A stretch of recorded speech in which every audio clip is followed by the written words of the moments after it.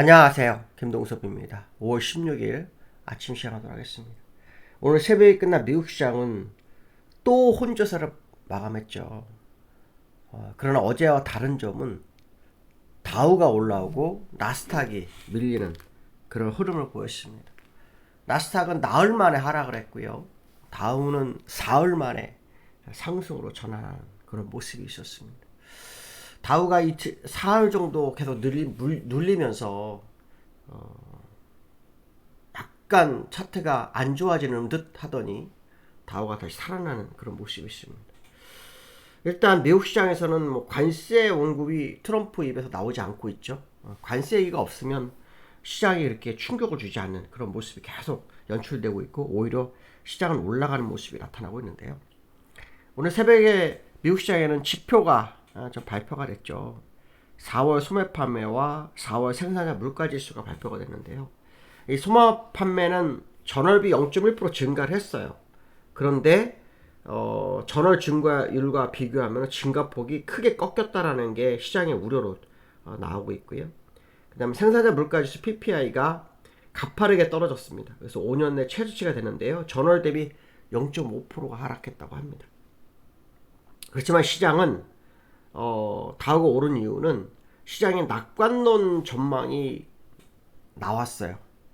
그러니까 추가 상승 가능할 거다라는 낙관론이 나왔는데요. 이게 이제 지표나 어떤 그런 것이 아니라 기술적인 부분인데요.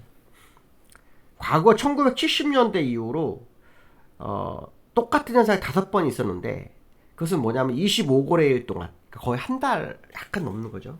거래 기간 동안 18%를 넘게 상승한 경우가 5번 있었답니다. 근데 지금 현재 18% 넘게 상승해 5번 있었는데 이 5번이 있는 경우에는 그 향후 250일 동안 약 30%가 올랐답니다. 30%. 그러니까 지금 거래일수로 따진다면 거의 1년 안쪽에 약 30%가 더 올랐다. 뭐 그런 얘기가 있습니다. 그래서 이거로 이제 물론 이것이 100% 맞다 안 맞다 하지만 하지라고 말할 수는 없지만 과거 1970년대 이후로 나온 경우 수는 딱 5번이 있는데 5번 다 똑같은 현상이 있었다고 합니다.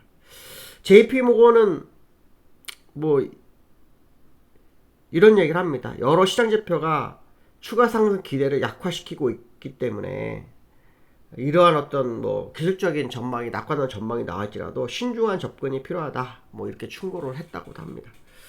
어쨌든 미국 시장이 관세 문제로 인해서 시장이 흔들린 후 낙폭을 많이 줄이면서 다시 강세장으로 전환하는 기술적 모습이 나타났고 그 이후 이런 또 전망이 나오는 것은 일단 시장이 좀 더 오를 거다라는 생각을 해볼 수 있겠죠. 저는 30%까지는 모르겠지만 이전 고점까지는 갈 거다라는 생각을 굉장히 많이 하고 있죠. 그래서 거기에 맞춰서 국내 시장도 얼마나 오르는지를 좀 봐야 된다라고 얘기를 했었는데 지금 시장은 그 가능성이 좀 더 높아지는 그런 흐름이 있습니다. 또 제롬 파월이 어저께 연설이 있었죠. 제롬 파월의 연설을 보면 트럼프를 지칭하지는 않았지만 관세로 공급 충격의 시기에 접어들고 있는지 모른다 이렇게 얘기하고 있습니다. 이게 이제 잘 생각해보면 그렇습니다. 관세가 올라가면 어떤 일이 벌어질까요? 소비자가 소비를 줄일 수가 있습니다. 관세 올라가면 미국으로 들어가는 것은 미국 세금이 늘어나는 건데 무슨 소리예요? 이렇게 할 수 있겠지만 그 뜻이 아니죠. 관세가 10% 오르면 물건값도 10% 오르고 10%가 오르면 소비자는 그 10% 부담을 안는 거예요. 결국 관세 올리는 게 미 정부로서는 세수를 늘리는 것에서 무역 적자를 줄인다고 생각할 수 있겠지만 한편으로는 소비자의 정가죠. 절대 수출하는 기업들이나 나라가 10%를 거저주고 들어오지는 않겠죠. 그러면 어떤 일이 벌어집니까? 소비가 줄면 생산도 줄겠죠. 그럼 당연히 공급은 줄겠죠. 그렇죠? 그럼 공급 라인이 날 수 있죠. 그러면 어떤 일을 벌어집니까? 수요와 공급의 원칙에서 차라리 공급을 줄여서 그렇죠? 공급을 줄여서 시장에 대응할 수도 있는 부분이 생기죠. 그런 부분이 생긴다 그러면 미국 경기가 침체 가능성이 나올 수 있죠. 실제로 JP 다이모는 이런 얘기를 합니다. 미국 경제가 침체 가능성이 여전히 열려있다. 가능성이 높다라는 얘기를 계속 하고 있습니다. 그러한 얘기를 하는 걸 보면 지금 트럼프는 이 관세 문제에 대해서 좀 더 지켜봐야겠죠. 어저께 제가 로빈슨 교수가 그런 얘기 했다고 했죠.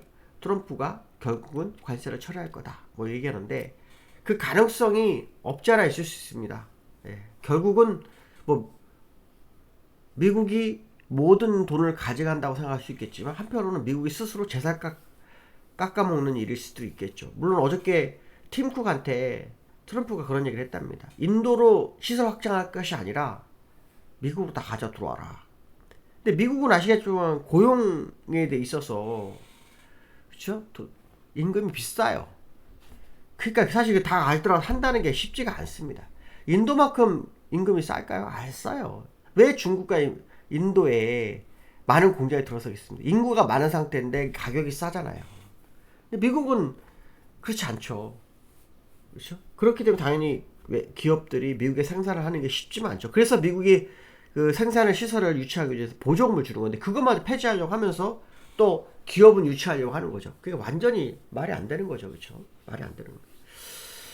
지금 경제 논리에 상당히 역행하는 트럼프의 행위가 계속 나타나고 있는데 어떻게 갈지는 지켜봐야 돼요. 지금 상승은 결국 분산 못한 누군가가 끌어올려서 분산하는 과정일 수 있다는 생각도 해볼 수 있지 않을까 이런 생각을 해봅니다. 나스닥과 다우의 흐름을 좀 기술적으로 보시면 다우는 이틀 빠져 3일만 오르면서 다시 고점으로 올라왔습니다. 5일선을 이탈하면서 약간 차트가 안 좋아 보인다 라고 제가 초반에 말씀드렸는데 그런 모습이 있었는데 일단 다시 회복하는 모습. 이렇게 되면 오늘 밤 또 올라가서 도망가는 경우가 생깁니다. 그러니까 오늘 밤 또 오른다면 그 모습이죠. 근데 이제 미국은 아시겠지만 만개요. 만개입니다. 셋째 주 목요일 종가와 금요일 시초가 사이에 결정이 나죠. 이제 결정이 납니다. 그래서 그 만개 영향권에 있다 이렇게 보시면 될 것 같고 나스닥은 뭐 조금 빠졌지만 의미 없죠. 장중화 때 0.9% 하락했지만 모두 회복하고 끝나는 그런 흐름도 있었다 이렇게 보시면 될 것 같고 국제유가는 약간 뭐 밀렸다고 합니다. 국제유가는 밀렸다라고 하네요. 근데 이제 국제유가는 트럼프가 원하는 것은 인플레이션을 낮춰서 금리를 인하를 시켜야 되기 때문에 국제유가 올라가는 원하진 않을 거예요. 또 거기다가 재고도 많고 또 셰일가스도 이제 다시 생산하는 예전에 트럼프 때 셰일가스가 난리 나면서 그쵸 많은 셰일가스 업체가 생산하면서 부도도 많이 났죠. 하지만 국제유가를 끌어내는 역할을 했다라는 거. 그래서 저는 트럼프가 45불 전후까지 밀어낼 거라고 생각을 많이 하고 있거든요. 지금 55불까지 갔었단 말이에요. 그러니까 요거보다 더 한 단계 하락한 가격대까지 끌고 갈 거라는 생각을 하는데 한번 지켜봐야 될 것 같습니다. 그렇게 끌고 가려면 인플레이션이 없을 수 있죠. 그런 생각을 해봐야 될 것 같습니다. 그 다음에 원달러에 대한 부분인데요. 어저께 원달러가 엄청 밀렸어요. 25원 70점 밀려서 1394원까지 밀렸습니다. 얼마 전에 1372원까지 갔었죠. 1372원까지 갔었습니다. 그 이후 다시 밀리는 흐름이 나오고 있는데요. 이 원달러에 대한 얘기가 많습니다. 야간에서는 1498원에 끝났습니다. 4원 정도 올라서 끝났죠. 어저께 제가 그 얘기 했을 거예요. 밀라노에서 한미 층이 만나서 환율 협상에 돌입했다. 환율 협상을 했었다. 그 얘기 했었죠. 그게 시장이 뉴스로 나오면서 밀린 거예요. 그러니까 이게 뉴스가 먼저 한 발악서 나온 거죠. 살짝 흘려는 뉴스였는데 그게 이제 현실로 받아들이면서 환율을 내렸는데요. 시장에서는 어떤 얘기를 하면 1250원 얘기하고 있습니다. 1250원까지 갈 수 있다. 월봉상으로 1250원이면 요 정도입니다. 60월선 60월선까지 기술적으로 못 간단 말은 못합니다. 그런데 제가 그 얘기를 했죠. 뭐든지 세 번째 고점을 찍고 죽는 법이다. 그렇죠? 그 세 번째 고점을 찍었나요? 못 찍었습니다. 두 번째까지밖에 없었어요. 여기서 1, 2. 한 번 더. 그리고 옆으로 행보해서 두 번째 고점 찍었잖아요. 아닙니다. 틀립니다. 이 차트가 다릅니다. 물론 근거리에서는 뭐 쌍목처럼 보이겠죠. 쌍목처럼 보입니다. 그렇지만 이 큰 파동으로 봐가지고는 아니라는 거죠. 그럼 세 번째 파동이 나오지 않았기 때문에 세 번째 파동을 만들 확률을 열어두고 본다라고 했죠. 그래서 제가 지난번 1320원 갔다가 1640원 가는 것이 맞다라는 생각이기 때문에 1250원은 아니더라 1320원은 가능성이 있죠. 근데 요 근래 제가 1320원이 안 갈 수도 있다는 얘기를 제가 언급했어요. 왜냐하면 이제 여러 가지 뭐 상황인데 일단 저는 1320원이 못 갈 수도 있다는 생각을 한번 해보고 있습니다. 50대 50입니다 지금은. 그전에는 1320원은 확률을 굉장히 높게 봤는데 지금 50까지 올려놨습니다. 그래서 1640원이나 50원은 높아졌고요. 확률이 높았다고 보고 있고, 높아졌다고 보고 있고, 1320원 갔다 가는 거에 대해서는 조금 가능성이 낮아졌다고 생각을 하고 있습니다. 물론 그건 조금 더 지켜봐야 됩니다. 예, 근데 시장에서 1250원 정도 얘기를 하고 있습니다. 1250원 가면 주가가 좀 뛰지 않겠습니까? 뭐 그런 생각한다고 보면 뭐 환율이 강세가 돼도 주가는 오를 확률이 높지 않을까 이런 생각 해봐야 될 것 같고, 특히 어저께 환율이 내려가는데 국내 주가 하나도 안 올라갔습니다. 오히려 빠졌습니다. 환율과 주가 같이 움직이는 현상인데 이게 꼭 맞을지는 모르겠지만 다시 환율이 어저께 하락한 부분 오늘 우리나라 시장에 반영하지 않을까. 어저께 우리나라 위클리 만기 영향권이라는 해석을 해본다면 오늘 환율 하락분이 반영할 부분도 생각해 볼 수 있겠죠. 그 다음에 외국인이 연일 매수입니다. 그쵸? 근데 이제 어저께 2,000원 넘게 매수했어요. 사실은 장 초반에 매도였거든요. 근데 이제 기관의 매도, 그쵸? 그 다음에 외국인의 선물 매도가 주가 하락을 만들었어요. 근데 제가 항상 말해서 기관과 외국인이 매수를 해야 갈 확률이 높다고 했죠. 그래서 오늘은 올라갈 확률이 열어두고 봐야 됩니다. 왜냐하면 어저께 금융투자업자가 매도했거든요. 금융투자업 매도해서 시장을 눌러는 그런 현상이 있기 때문에 그들은 위클리 만기를 포인트로 많이 가져가잖아요. 이제 그 부분은 좀 지나간 게 아닐까라는 생각도 해봐야 될 것 같습니다. 오늘 여기까지 하겠습니다. 감사합니다.